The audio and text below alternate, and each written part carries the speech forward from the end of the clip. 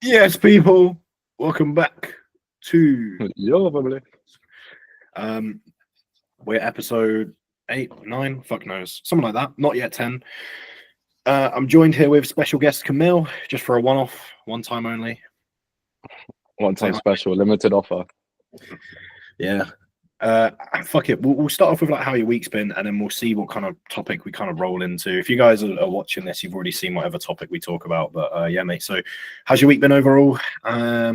Physique, personal life, coaching, all that shit. How's it going?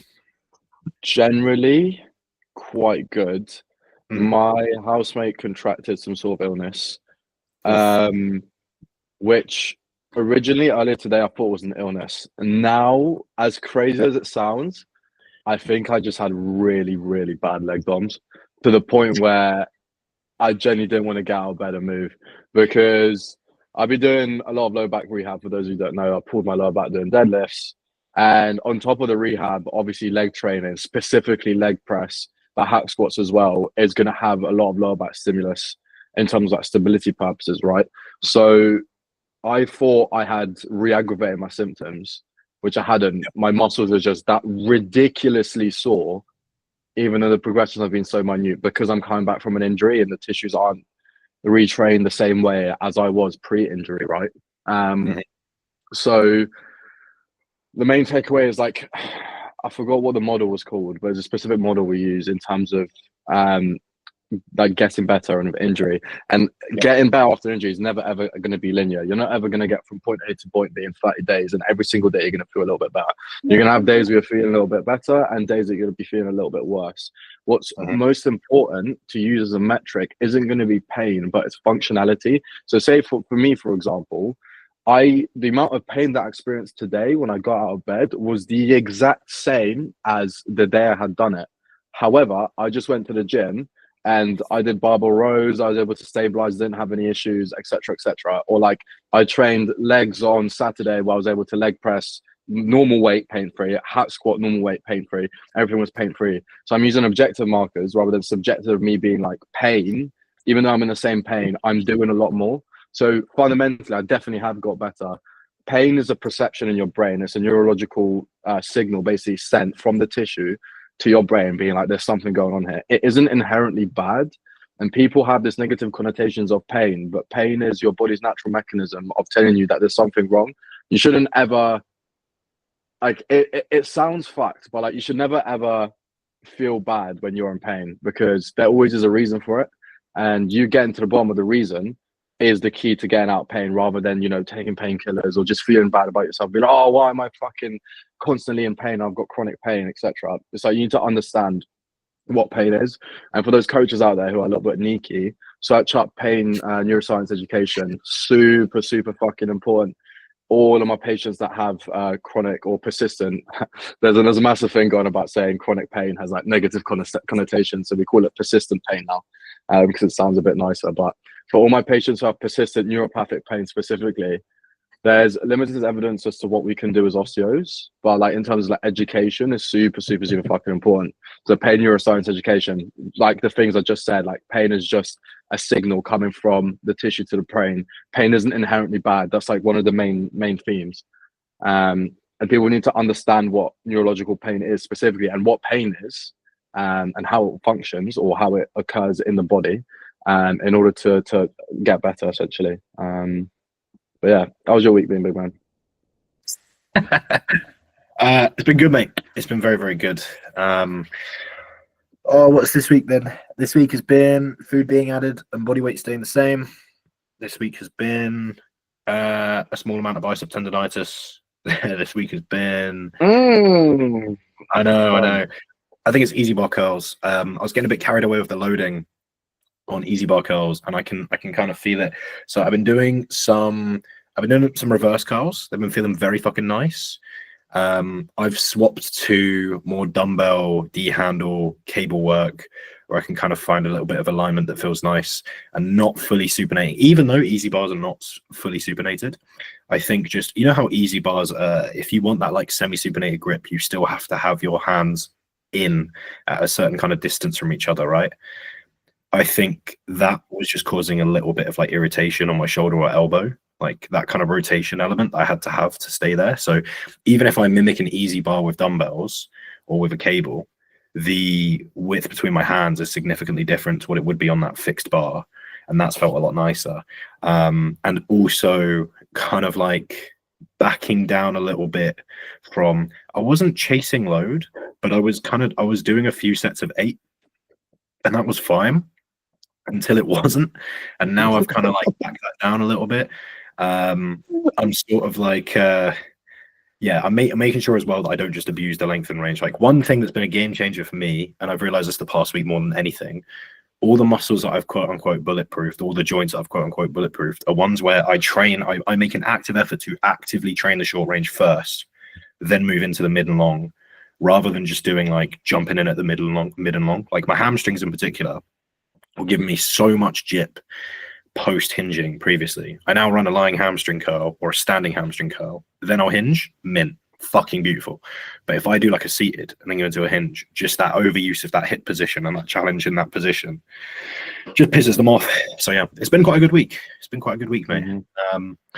Not much to report. I'm trying to think. A bunch of people now closer to shoots and shows, which is cool. Got 2 people in prep, 4 photo shoots, I think. I forget off the top of my head. Yeah, things are moving well, mate. Yeah, well, so one of my best mates, well, probably my best mate, Will, who also gets coached by Jack, we were comparing what we were saying when we were peak prep. And it's so funny. It's the most ironic. Like, every single bodybuilder goes through this. But like, the first time you prep, you just question everything. Like, whether you want to be a bodybuilder. I sent a massive paragraph to Jack being like, oh, after the shoot, I think I'm gonna like power build for a bit. I'm gonna do like kickboxing. So I'm only gonna train like 3 days a week. Like, I'm gonna give bodybuilding a break. Like, it's just anything but bodybuilding. And then Will sent me a message this morning. He was like, I hate myself. I hate everything about the way I look. And I was like, yeah, it's prep. And then he sends me a picture of his chest. And it looks like hay. Like, it's just fucking striations everywhere. Yeah. I'm like, yeah, just fucking prep. Like, I was like, you will look back on the photos in 3 months' time, like I am now, and you're going to be crying yourself to bed because you look so sick. And you're like, how the fuck did I not appreciate the way I look? Yeah. People like do not understand how mentally challenging prep is. You cannot call yourself a bodybuilder until you put yourself in that hole. And your mind is telling you everything that you don't want or don't need to hear, and you still get everything done. Like that mental fortitude that you have to develop in prep is like fucking insane. Now I'm thinking like bodybuilders, professional bodybuilders, prep as a professional. They're a professional at prepping. That concept in my brain, that how fucked prep was for me, for someone to be a professional at prepping, is actually just fucking ridiculous. Like, the amount of respect I have for bodybuilders just went up even more so than what it was previously, because I now understand how difficult the hell is, or the hell, Jesus Christ, the hole. The hell. To be fair, I mean, you're not far off there. Yeah, and it's like, it's just the best way I can describe prep is just beautifully disgusting. It's such a beautifully disgusting experience. Like, you learn so much. Like, if you're at a point in your life where you need to learn something about yourself and you're a bodybuilder and you haven't prepped, fucking prep. Like, it will, every single thing that you're not happy with in your life will come to fruition. Like, it will come out. Like, you will be able to reflect upon your prep, be like, this is something I need to improve on, this is something I need to improve on, this is something I need to improve on. In terms of like my physique specifically, like any weak points or, you know, consistency in the gym, any things I wasn't doing before, that came evident. But even things outside of bodybuilding, like my relationships, for example, I was like, I am such a cunt, like, to people. I didn't even realize this until I went to prep. And I was like, I don't even have energy to be a cunt right now. But now reflecting on when I do have energy, I'm like, mate, I need to fucking relax. Like, things like that, you know, you develop so much as a person, prep to prep, and it's like it reflects in bodybuilders, more veteran bodybuilders, people that have done it for decades. You can tell, like, when you talk to them, they're such sincere, genuine people, because when you go through prep, you can't not like reflect upon yourself. Like, being in that state of mind for that long just causes that. It's just like a symptom, to be honest. Yeah. I think the hardest thing about prep often is kind of the emotional changes. Like, it can make you, well, it can either chill you out or make you feel like pretty bad. It makes me in my personal life pretty snappy, just because like I'm kind of like, once I'm done with coaching for the day, like most things are responded to. Like, when you're knackered, responding to a WhatsApp is pretty easy, or sending a voice note is pretty easy. But like, if you live with someone and they are talking at you and you're in the fucking hole, I literally just like won't respond, which is rude, or I'll be like, "Can you shut up? Like, just leave me alone." Like, I just want, like, I remember it hit 5 p.m. and like, the weekends used to hurt the most, because my workload's not as high, because most people are off gallivanting on the weekend. They're not like messaging me unless, you know, it comes in a little bit. But like, someone will, like, my missus will be talking to me, and it'll be like 2 p.m. and I'll be like, "I'm done. Like, just don't even talk to me. Just let me, like, if I could go to bed and wake up at 8 a.m. the next day, I would, but I can't, so I'm not gonna." But I remember literally just being like, "I'm done, bro. Like, I'm literally just passing the time." And like, I think prep teaches you the hardest things. And for me, it's that, like, when I have, like, I'm definitely an introvert. The more energy I have, the less that's true. The less energy I have, the more that's true. And I think that's where, like, understanding yourself, or if you're coaching someone, let's bring it back around to coaching. If you're coaching someone else, it's really important to understand their mindset and what their struggle is and what their restriction is going to be. Taking Camille through a prep here is very different to taking Matty or Dan or Will or Dan or Omar, other Dan that was, or fucking Neo, or, oh my god, who else is in a photo shoot prep? Oh my god, I'm gonna get killed by my client base. Fuck, I can't think. There's too many. But anyway, like, you know, taking someone through a diet, it's like, the higher level you get, it's not the diet itself, it's the everything else. Like, I can eat low food, I can, you know, slug away in the gym, I can do cardio, whatever, it's fine. I can deal with that. But it's then having to, like, keep living as a normal person outside of that. Like, I'd go and see my mum for a coffee every weekend. She'd travel up to see me, go to Costa, and I'd start having a coffee before going for a coffee. Literally just so I could be awake and present before the caffeine hit me. Because otherwise, like, the first 15 minutes of that conversation is me just stood, like, or sat down, sorry, staring at her like bug-eyed. And that's the thing. And like, I think it's also hard as a coach, because a lot of people, like, if we're being honest, when they're dieting, they just kind of like phone their job in. They'll just be like, whatever. But like, every diet I've been through, every like hard fucking brutal diet I've been through, I've had clients going through the same thing. I've had to peak people for shit while I'm absolutely dying. Like, I've got no energy, and someone's WhatsApp comes in and their shots come in, and I have to give them 100% of my brain. And currently I don't even have 10% of it for myself. And that's where, like, I think that's also the difficulty as a coach, is being like, I cannot fuck this up for this person. And like, the prep that I'm planning to go through is going to overlap with at least 2 clients' preps. Which means that, like, I'm going to have to focus on that. And it is possible, but it's fucking draining. And like, it only comes at a cost to yourself. And I think that's where a lot of coaches really struggle, because you need to learn to like mitigate that damage to yourself without it taken away from the client. Like, that doesn't mean go and have like a bunch of nicotine and caffeine, but it means like, switch on, take your time. Yes, you'll feel pretty fucking shagged after that conversation, or whatever it is, phone call, whatever, or even just responding, just making changes to the spreadsheet, then go and relax and lie down. Like, your job is done for the time being. But anyway, I feel like today, right, we could go through, because we talked a lot about your recent photo shoot prep, mate. We could go through like maybe 3 or 4 mistakes, or 3 or 4 tips to give like your clients a really fucking good productive diet. Like 3 or 4 mistakes that coaches make. This is so off, this is very off the cuff. I can see you're tingling. Go on, go for one. One straight off the bat is, don't think that you're just immune to binges. Have something set in place, a plan, when you get cravings and you know you're going to binge.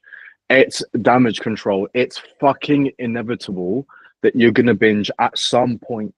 Yeah, have things set in place. For example, that's something that me and Jack did. I love a Domino's. I fucking do. I'm not going to sit in my house and say I don't like pizza. I fucking love pizza. You're like, okay, Camille, instead of getting a large Domino's and a large garlic dip, which is what 4,000 calories, you're Yeah. gonna get a medium fucking Domino's, and instead of getting the garlic dip, which by the way, the big garlic dip is 600 fucking calories. Yeah, we're gonna do at home like mayo or like light mayo or something like that, and that little change there has saved me about 2,000 calories, Yeah. and you know, I've still satisfied that urge, that itch of my eyeballs of I need some fucking meaty, oily fucking food in me now. Mm.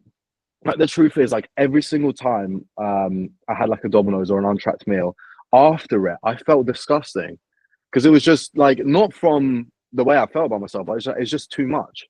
You know, Yeah. like the times we actually started being like, okay, like what untracks did you do? Like, Mhm. what did you eat specifically? Like, even though it's on track, doesn't mean you don't know how many calories is in it. You should still know how many calories you're eating. It's just on track, right? Yeah. So it's like still track your untracks in a sense, and make sure you have things set in place to stop you from taking the piss. Like, there's ways you can have an on track without, fucking going off the rails. My on tracks now, for example, is steak and eggs. It's a fucking staple. Like, and to be fair, I could probably fit that in my calories if I want to, but like, I Mhm. just enjoy eating steak and eggs as I enjoy having a high fat meal. Like, but yeah, what about you? Yeah, look, I think that's a good point on the on-track meals. I think the next thing is to kind of sit down with that sit down with that client and set expectations of this is if we're talking about like more extreme diets, just for those listening. Like if it's a regular old kind of diet, like chill. But if it's one where you're pushing that client, I mean, to be fair, right? Let me rephrase that. It's one where you're gonna have to push the client. Doesn't matter if they get in like obese to more normal average body weight, but or if they're going onto stage, whatever. It doesn't matter what the diet is, as long as there's like some element of like it's going to challenge the client. The first thing is expectation setting. Like, how are you going to feel? What are the struggles going to be? What are the concerns? What are we doing to manage those concerns? What things should they look out for? Because as much as you've got things that you're going to track in your check-in sheet, there will be things that you want to know happen quicker. So you might say, we're going to pay attention to your energy, your appetite, your enjoyment at the gym. We're going to pay attention to how you feel about food, your food focus, how much you think about food. We're going to pay attention to general attitude towards the diet. Does it go from exciting you to restricting you? How do you feel through that? Again, these are all things that we want to keep track of. If you set expectations for someone to feel a certain way and you have a mature conversation with them, it won't put them off, but it will give them the tools to deal with what's coming. The worst thing you can do is not prep someone mentally for what they're going to go through in whatever phase. If they know what's going to happen, sweet. Like the whole of Camille's prep, I'm probably like, telling them exactly what's going on. I mean, even with the fucking tan, I remember telling you, like, yeah, they're going to spray the tan on you. It's going to feel cold. You're going to have to get like fucking borderline naked, if not naked. Like, I remember being like, look, when we arrive at the shoot, here's what we're going to do. Here's the things you're going to bring. Here's exactly how it's going to play out. Like, I had the big peak week sheet where I said, here's the food you're going to be following. Here's what we're expecting. Again, the whole thing is just expectation setting. So we're both on the same page of like, okay, if there's any deviations that I can see, I know. There's any deviations or concerns that Camille has, he can feed them to me. But then that client's not going to turn around and say, "Oh, I'm hungry." They're going to turn around and go, "Okay, I'm hungrier than I expected." Or they'll say, "I'm not actually as hungry as I thought." You might go, "Okay," but it's good to set that expectation. All right, plan it back. Yeah, Give us I an. think something that you did really well in my prep was like the closest we've ever been was when we prepped. It's like we would talk so much, but not just about like bodybuilding or like what we're doing in terms of prep, but just like general conversation. And like when having someone in your corner who has prepped before, has gone through what you're going through, and is able to help you digest your emotions, especially with clients who are going it through it for the first time, is super important. It's like have conversations with them. They don't have another person in their life, or probably don't, who is able to have these conversations. Every time, I call Will multiple times a week just to check up on him, just to make sure, discuss some funny things about prep, Yep. bring some life back into him, because prep is so monotonous. It fucking is draining. You do the same shit every day. Big man, he's doing 40 minutes of cardio. He's doing 40 minutes of Stairmaster after legs. Like, I'm sorry. I want to provide some emotional support for him. And it's like, you need that. Like, you will never ever feel as fragile as you do as when you're in prep. Like, emotionally, physically, everything that ends with a Lee, you just fucking feel fragile. So like it kind of goes back to Jack's point of like being there for them psychologically, but like not just that, just like just be there for them. Like Jack would be like, he's like, yeah, it's not you going through prep, it's we're going through prep. Like anytime you need to have a conversation with me, you send me a message, whether it's fucking 1 a.m, blah, whatever, this, that. And like anytime I had, you know, some eureka business idea or, you know, something really good happened in my life, like, oh, I did well in my dissertation, stuff that I don't usually talk to Jack about, but it's like, because I'm in prep, I'm like, I need to fucking get it out and tell someone. And Jack was always there and he always listened and he always, you know, provided output, which is so fucking important in a prep because you're just going skits. You're literally going skits. I think one thing that helped me in my prep was manipulating sugar in order to spike my hunger when I needed to be hungry. Something that I struggled with in prep is that I would wake up and I wouldn't be hungry, but I knew I had to eat in order to keep my meal time is the same. Because if I, you know, left it like 2-3 hours in the morning when I got up and then ate, I would be hungry for the entire fucking day. I needed to get food in me straight away. So like something I would do when I immediately wake up, just like 10 grams of honey, just straight down the dome. And then like within like 2 or 3 minutes, I'd be hungry and I'd eat breakfast. But like manipulating sugar and understanding the power of sugar. So sugar spikes your hunger massively, massively. So understand when you're going to eat something sugary, even to the extent like things like fruit, that's going to spike your hunger hormone. And understanding, you know, not just sugar, but like general cravings as well. Like what foods will tend to like push you towards other foods. So like, you know, you might have a breakfast and you might have bacon medallions, and like the idea of eating meat makes you really hungry, like stuff like that, for example. But that is all going to be subjective to the individual.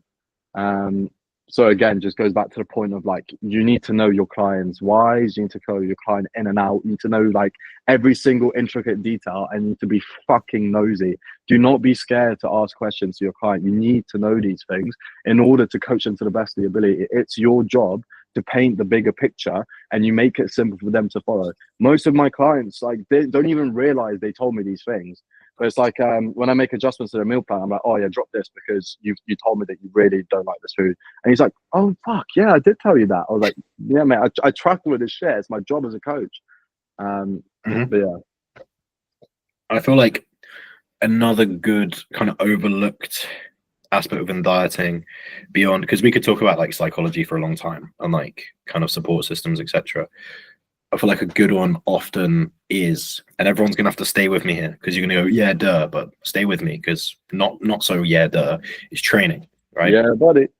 Everyone's going, yeah, duh, yeah, training. Yeah, the old thing of like, oh, I get weaker in a cut shouldn't be happening. Yeah, we all get it. We all understand like progressive overload. We all understand that staying on top of training performance is really important. But I'm here to say training enjoyment is also paramount. Now, hear me out here. Part of the elements that make a very successful dieting phase is your ability to build tissue, not just retain it. Like if we're here and we're going to plan out the most ideal dieting phase, we'd say ideally this person is going to gain some form of contractile tissue, right? What's our best tool to do that? Training. Training is an expenditure tool. It's a muscle gain tool. Muscle gain is going to an extent, like very, very, very fucking small extent, help with metabolism, but just generally being more involved in your training, increasing those demands, has a huge effect on expenditure. Really productive training for a very strong person is a fucking sink of energy. Like, oh my God. Anyone who's ever been very, very, very strong and had like a very big off season will know that you could chuck in like 300 calories, progress your lifts. That 300 calories is doing fucking nothing. Like it will just get absolutely swallowed by you. It's crazy the demand that you can put yourself through. Same thing if you've got clients, you take them out of a diet, training just ramps up, and yeah, their body just goes, whoop, and then the scale just fucking absolutely chills. And you're like, okay, yeah, I've got to push things up. Really productive training churns through food, fucking churns through it. So training enjoyment is always going to be very conducive of very productive training and therefore a lot of contractile tissue gain. So really stay on top of training enjoyment. Listen to your clients, plan ahead, pick movements that they have some emotional stake in and some enjoyment of. Try to avoid movements that are just going to be an absolute bed end with load. Pick movements that you know they're going to be able to somewhat routinely progress. Do it place them in an order and give them a volume that you need per muscle per week across the block. Yes, but equally dose your volume per exercise based on what you think they can recover from or can progress mentally. Be really meticulous with your training. You'll not need to make as many changes as you think. And if you're able to keep someone all the way to peak week as much as possible, keeping their training enjoyment as high as possible, you will very rarely hit weight plateaus. If you keep someone's energy up while you're pulling down food, you'll see a very good response from that scale and you'll see very good changes. The only concern there is just over digging a hole with fatigue. And for most people, fatigue is not as much of a concern as we make it out to be. I would always rather have the client who can accidentally bury themselves than the client who, you know, just goes into the gym and fluffs all their work that they're doing. So the stimulus to whole tissue is just next to minimal. And you know, their training day calories are now lower than their rest day because they're just not burning any fucking food.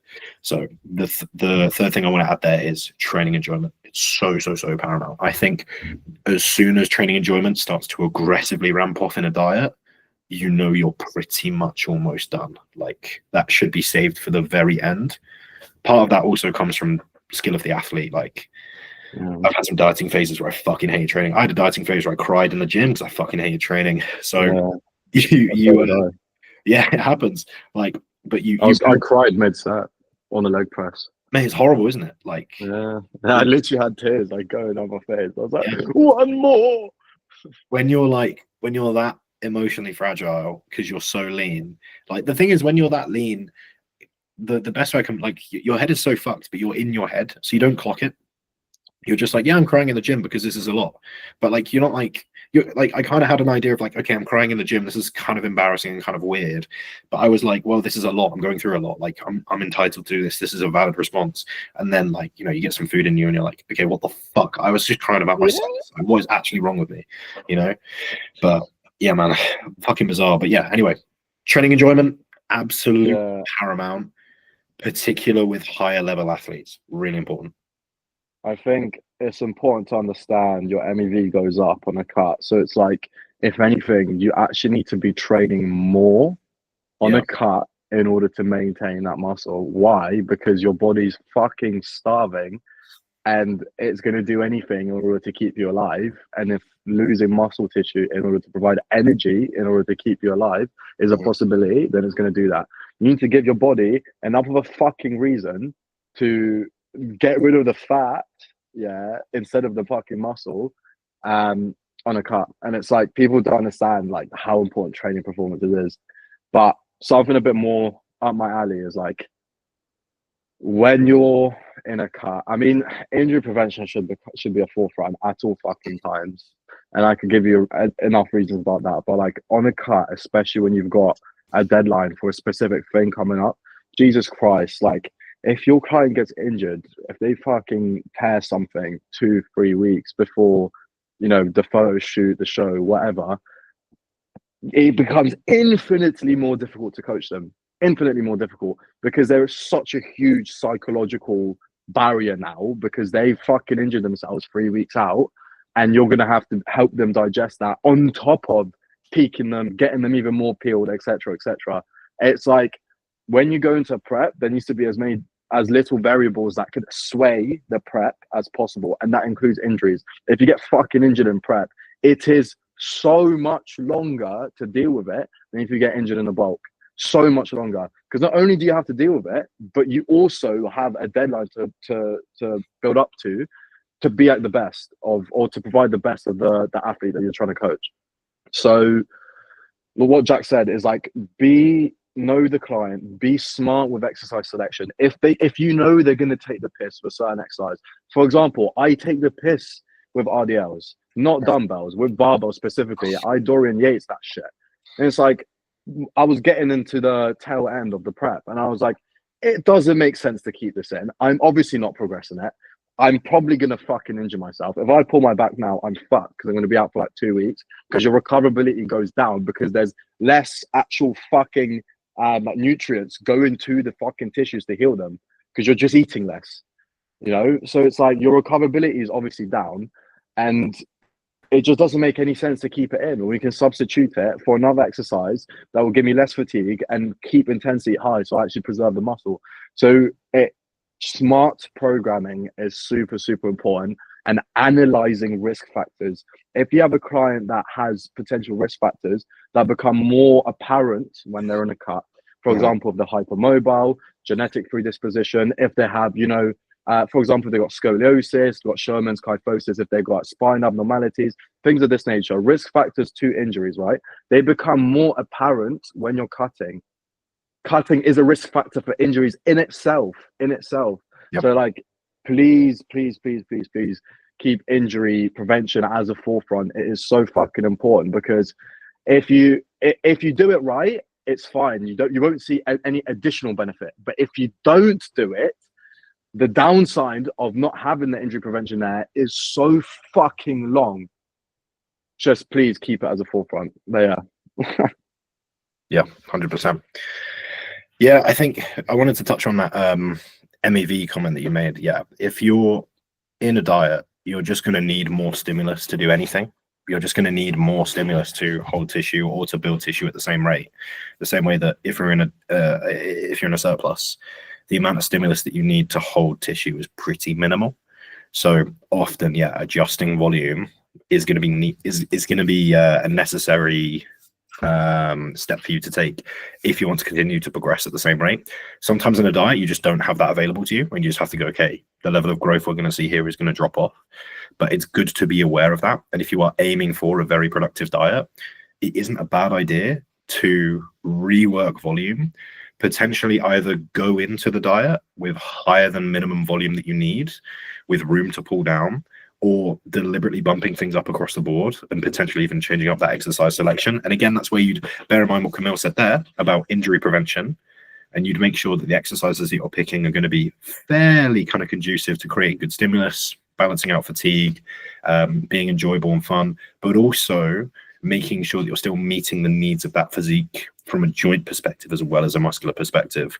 So you're not just tearing through shit. Because ultimately, again, well, to be fair, as much as like you said dieting was a risk factor for injuries, so he said, so to be fair, so it's getting very fucking heavy. So yeah, that's you're true. gonna pick poison, don't you? But either way, like if you are like, I remember my old osteo Matt, shout out Matt, we're talking about bodybuilding and like injuries, and he was like, yeah, so essentially what you're doing is putting as much tissue as possible through as much stress as possible continually and as frequently as possible, and therefore you're putting your joints through as much stress as you can as frequently as you can. No wonder something's going to go. And it's like, yeah, bodybuilding, when you put that degree of stress on your body mechanically, someone's gonna go, man. Like people be like, oh, I'm injured all the fucking time. I got old man knees. I got old man this. It's like, well, yeah, you don't have old man knees. Like you're in your 20s, you're in your 30s, but you do put like 4 or 5 times the amount of tension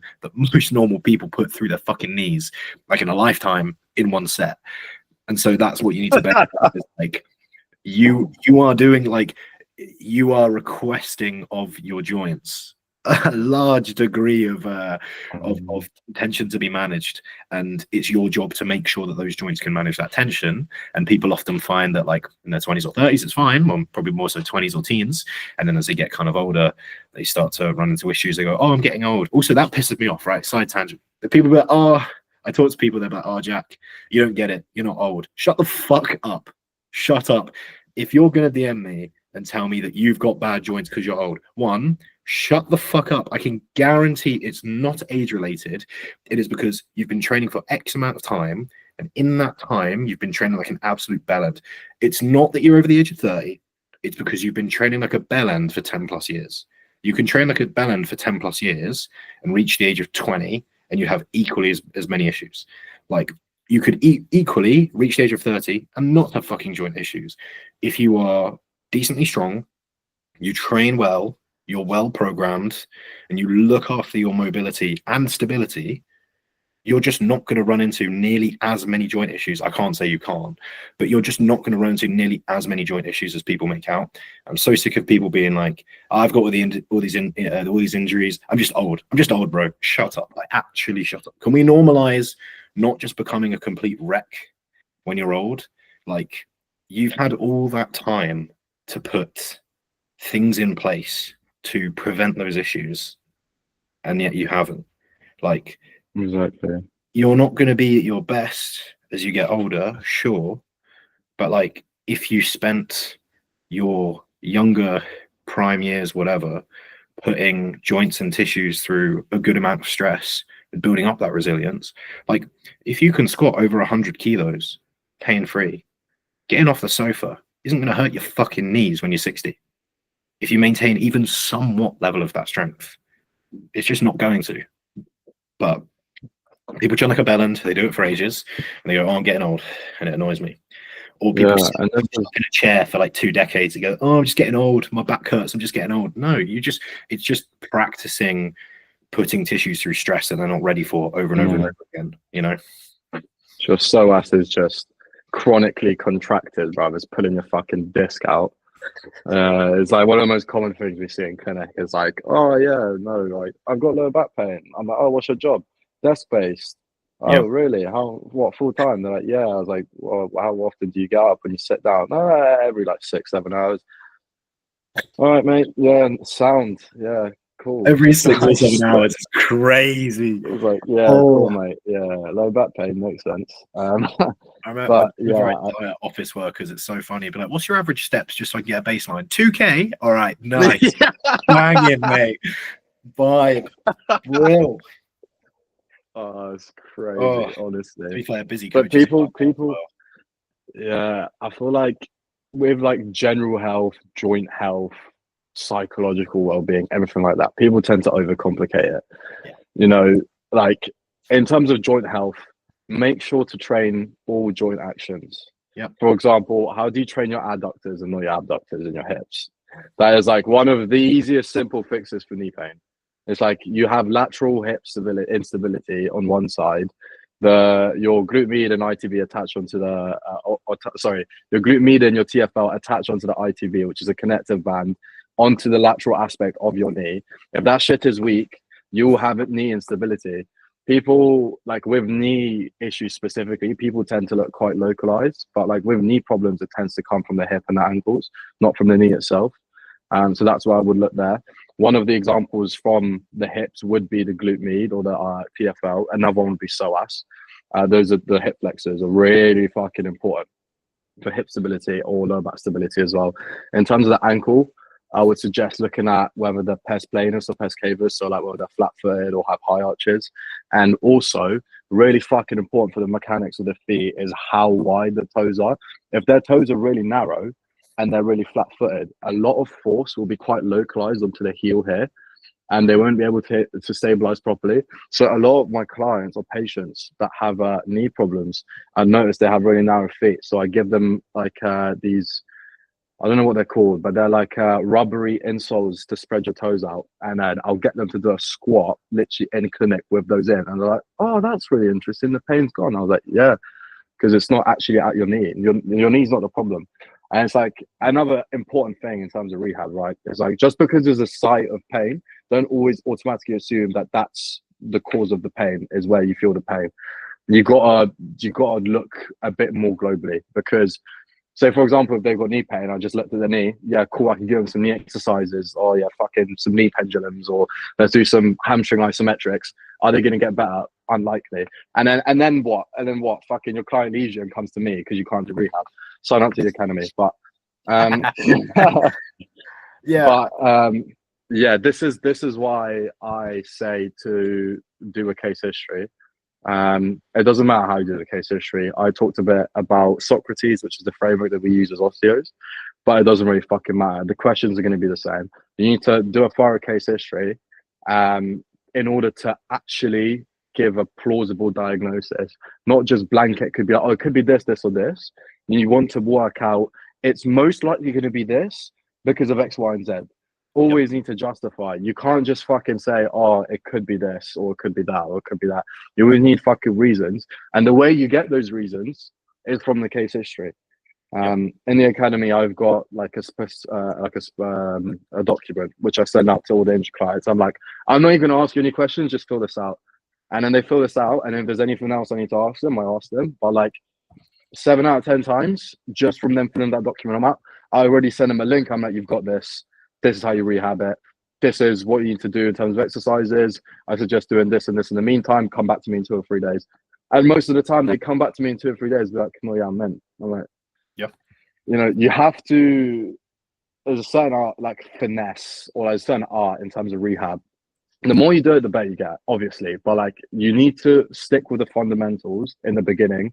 Thorough case history, plausible diagnosis, action plan, exactly how we're going to get from point A to point B, and exactly what you want the client or the patient to do. Keep it fucking simple and then digestible for them, and you'll be good to go. I think, like you said, the biggest thing about coaching nowadays, and people listening can either view this as like a good thing or a threat, maybe, who knows. But biggest thing about coaching nowadays is more and more people are more educated. So that means 2 things. 1, if you're a crap coach, your clients will come to people like me and Camille. Okay, which again is maybe a threat. It's also somewhat true.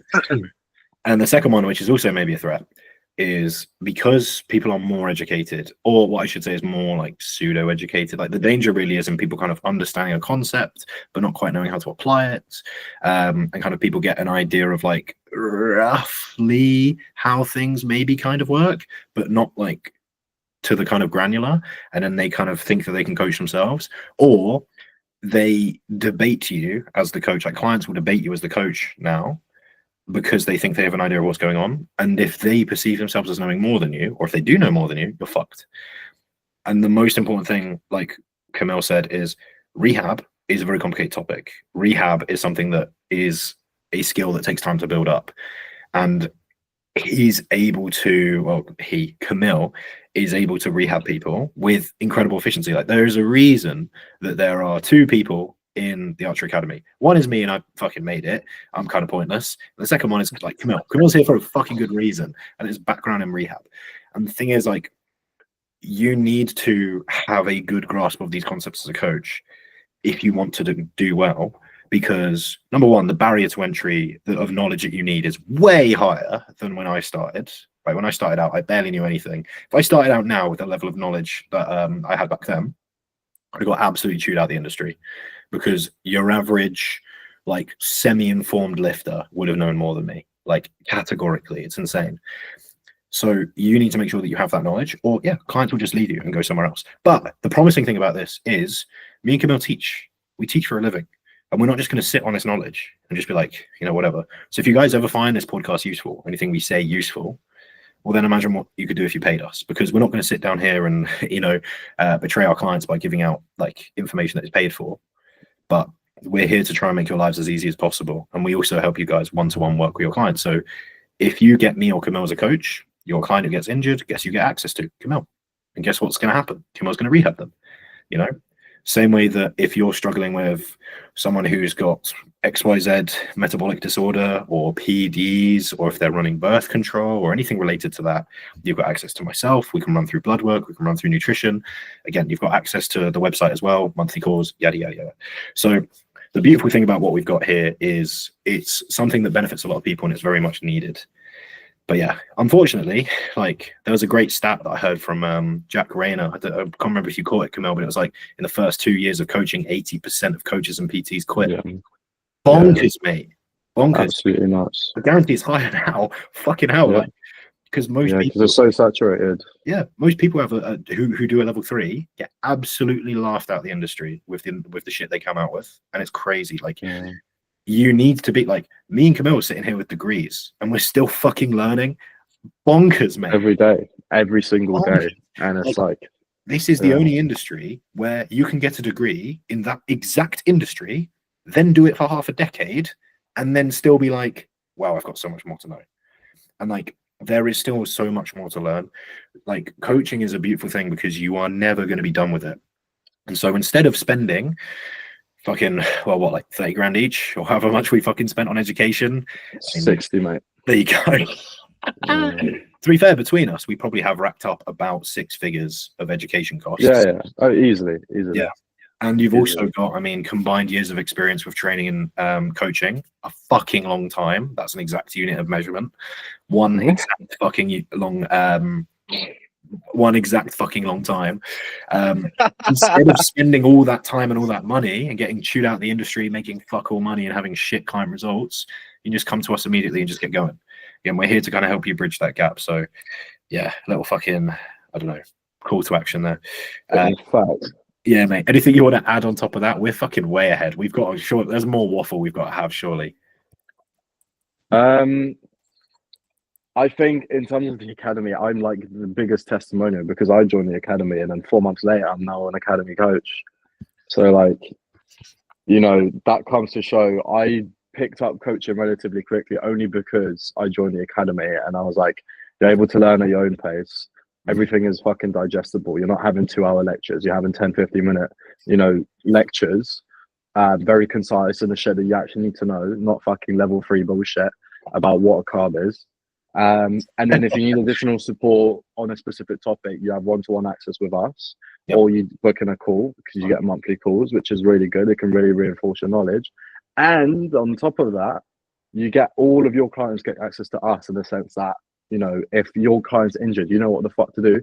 Send it my way. I'll rehab them for you. And I'll tell you exactly what I did, why I did it. I'll send you all my templates, everything to demonstrate how I did it. That's the best way to learn, is just to do it. That's how I did it. That's how Jack did it. Like, when I first started coaching, I was shitting myself. I was like, first time I recorded a loom, I was like, fuck me, I'm stuttering. I can't talk in front of a camera. I hated it. But over time, I can't tell you exactly when it was, but over time I got used to it. And now I love doing check-in. Same thing with lectures, right? I was like, I can record a minute reel, me actually spitting facts, and I'm happy with what I said. When it comes to recording a 15-minute lecture, I was like, holy shit, this is so difficult. The first lecture took me about 14, 15 tries. But now, the most recent lecture, I did it all in one, and it was a 25 fucking minute lecture, and I loved it. I really loved it. Like, the best way to learn is to do it. And if you're too scared to do it yourself, do it with someone like us in your corner in order, so if something does happen, you can always have us to fall back on. That is, I think, in my opinion, the greatest asset of the academy, is the fact that if you have any problems with your clients, you come to us straight away. Your clients are our clients, you know? Yeah, man. Nice. We've had people who are like fresh into coaching pick up clients very quickly because they've got high level knowledge. They can start posting about it on social media. Instead of just chucking coach in your bio and being like, what the fuck do I talk about? When you've got a plethora of knowledge to pull from, you've got a good idea of what to talk about. Like, we can literally just be like, right, what do you want to know about? You want to know about nutrition? Cool, let's do that. Teach you some things about nutrition. Focus on some things that are going to be applicable to your client base, or your potential client base. And then you can just summarize what you've learned in a nice flashy reel, make a bunch of reels about it. Bang, like, that's your content sorted. That brings people in. Lovely, lovely. I've had people who are PTs say that they've had multiple clients turn around saying, hey, I'm using performance enhancers. I'm going to leave because you're natural. And actually that person says, well, actually, I pay someone to help me with my education. They cover PEDs, and so therefore they can stay. So we've been able to save a lot of PTs, a lot of clients from leaving, and those people potentially going off and getting themselves hurt. And instead we can coach these PTs how to use PEDs appropriately with these people. Same thing with helping people diagnose any metabolic issues or any concerns or disorders around kind of general health. Same with movement dysfunction as well, that Camille's been able to diagnose.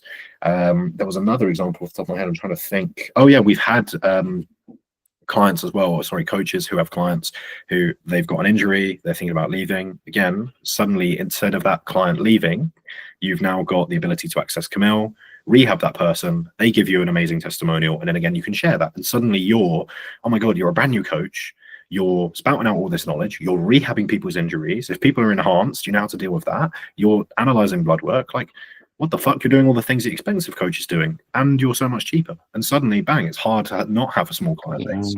Exactly. People always say, oh, Jack, you know, you talk about making coaches money. How do you do that if you don't really harp on business? And it's like, wow, there's some very basic business stuff that you need to get in place. Like, if you're incredibly knowledgeable and you're not posting about it, fucking post about it, right? But you talk to anyone who has a high, like, if you're talking to someone who is paying 200 plus a month for a coach, right? You say, why are you with that coach? Probably because they like that coach and they think they know what they're doing. You know, you're not going to go to a coach who's like in the expensive category of coaches and say, oh, I don't know, he just like has some flashy graphics in it. He seems nice. You know, you don't know. Like, you know that that coach gives you a good experience. That's why you're continually paying that price. You know that they're knowledgeable and they're someone that you want to work with. So why would you then start harping on marketing when you know the reason that you're with your coach is knowledge, and you start hiding away your knowledge? Like, I see it all the time. People are brand new to coaching. They chuck coach in their bio, just start posting their physique all the time. And it's like, bro, the only people who are going to do that, the only people who are going to join you are people who think that they're going to achieve what you did in a matter of months. And guess what? They're not going to be very good clients. Selling them a dream.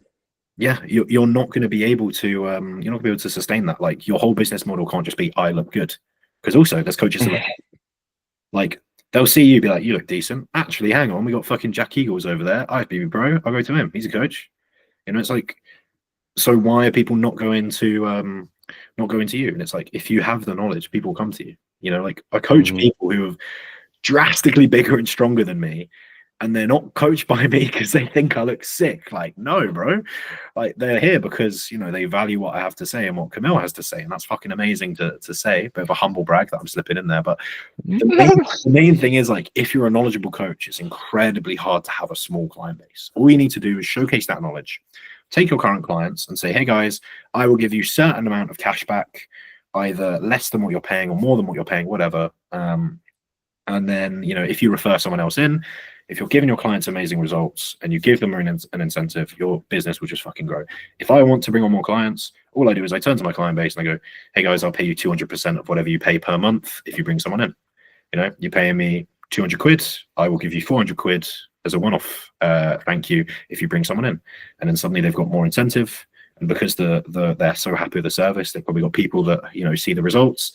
They'll be like, hey, do you want to do this thing? They say yes, bang. You know, it really is that simple. Yes, when you get to coaching like on a 7-figure business level, yeah, sure, then fucking invest into your business. Like, understand the ins and outs. You know, you're a big fish. You know, like, if you're a multi-million coaching company, oh my god, go and get some business mentorship, right?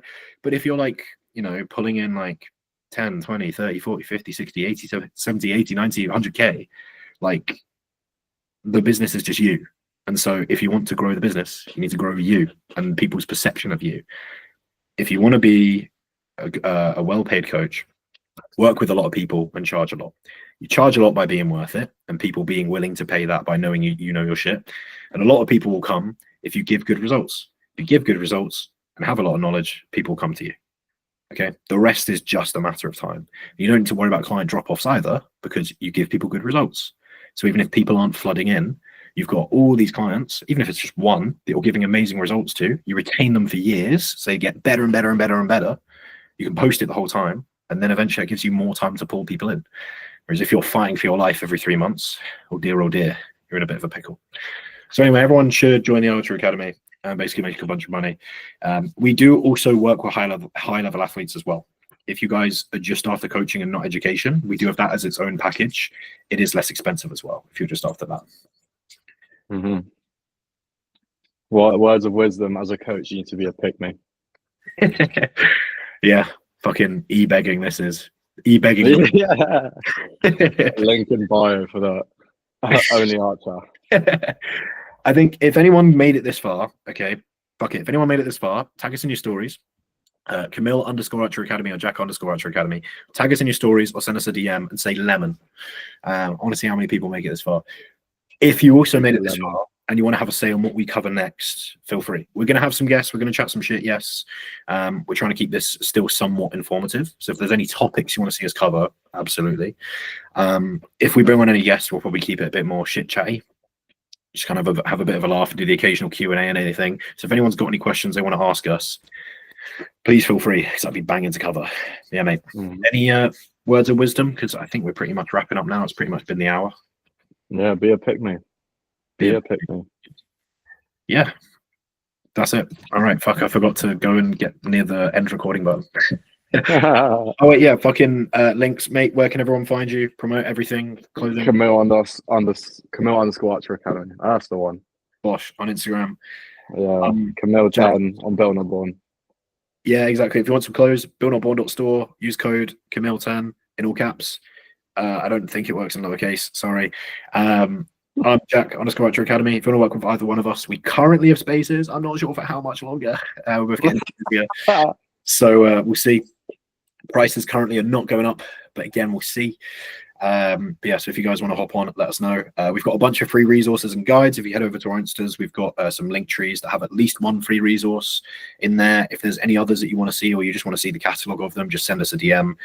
The link tree would be huge if we sent all the fucking free shit we have. So feel free. If you ever want to hop on a call just to kind of run through some advice, or you want to kind of get a bit of a feel for any clients, absolutely feel free to ask either one of us. We'll happily hop on a call as a free one-off. We're not going to do it all the time, but as a one-off, it's fine. And yeah, guys, I don't know, be a grower, not a shower or something. Fuck it. All right. Cheers, everyone. Love. See ya.